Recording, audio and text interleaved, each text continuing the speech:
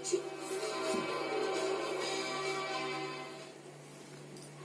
विश्वकप हॉकी आसंता काली शक्तिशाली बेल्जियम को सामना करिबो भारत।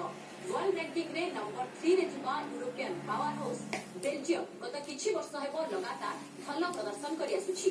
अन्य पक्षरे टीम इंडिया समर्थन रे बेल्जियम को मात देबाकू लक्ष्य रखिछि। एही मैच रो फलाफल ही स्पष्ट करिबो पूल सी रो किए सीधा क्वार्टर को जिवो।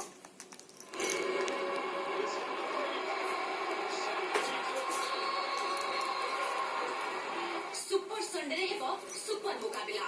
विश्वकप हॉकी निजर द्वितीय लीग मैच रे यूरोपियन पावर हाउस बेल्जियम को टक्कर देबो home team India. Rio Olympics रो रौप्य पदक विजेता बेल्जियम को सामना करबा को प्रस्तुत Asian Games gold medallist Bharat. प्रथम मैच भली अटैकिंग हॉकी खेली रेड लायंस को जखमा देबा को चेष्टा करबो भारतीय फॉरवर्ड लाइन्स।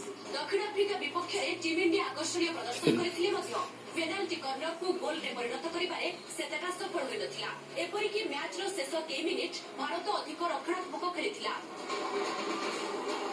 तेणु शक्तिशाली बेल्जियम विपक्ष रे टीम इंडिया को स्ट्रैटेजी बदलाइबा को पड़िबो बोली चेताई दैछन्ती 1975 विश्वकप विजयी भारतीय हॉकी टीम रा सदस्य अशोक कुमार।